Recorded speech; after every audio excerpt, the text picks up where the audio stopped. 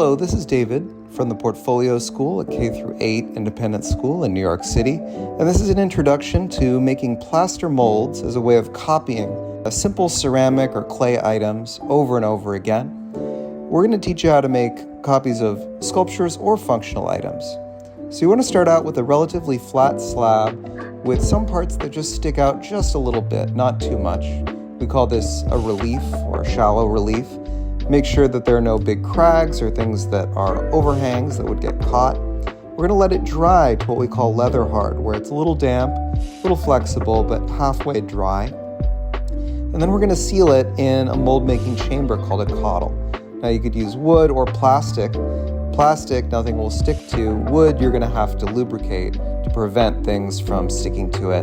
We're going to mix 4 parts plaster with 3 parts warm water. The ratio is important. Mix it and sprinkle it gently into some water and stir thoroughly. And then as it starts to thicken just a little bit, we're going to pour it into our mold. We want to pour it down the side so it doesn't get stuck or land directly on our object. And 4 to 12 hours later, we can take out our mold. Our new plaster mold will be soft. We want to make sure that it doesn't flake off because plaster flakes in our clay could blow up in the kiln.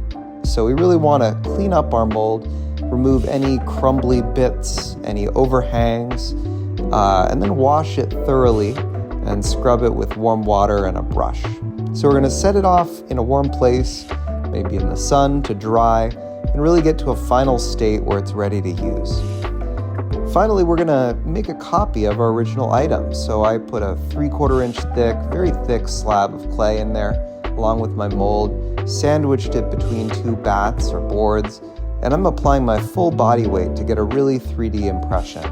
Now, if you want to make, just a sort of stamp, make some very shallow impressions like these bricks, you could just press it with your hand. But I wanted a deep impression, and I used these boxes on the sides to keep from totally crushing my tile.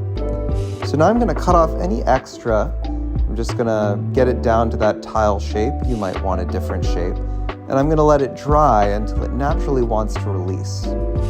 You can clean up your clay copy. You can cut it up. If you take good care of a plaster mold, you should be able to make up to 100 copies, some people say 75, before it starts to degrade in quality. So you can really get a lot out of it. So we're going to bisque fire our clay items once they're very, very dry. Then we're going to glaze them to make them food safe and waterproof. And then we're going to fire them a second time so that glaze hardens and glassifies.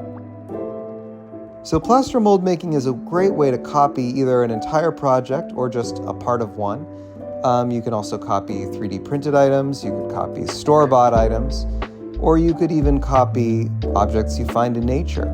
But as your objects get bigger and more complex, you're going to need multi-part plaster molds. But the same principles apply. So if you decide to make something using these methods, please reach out to us. Let us know what you made. We'd love to hear about it here at the Portfolio School in New York. Thanks again, and bye-bye.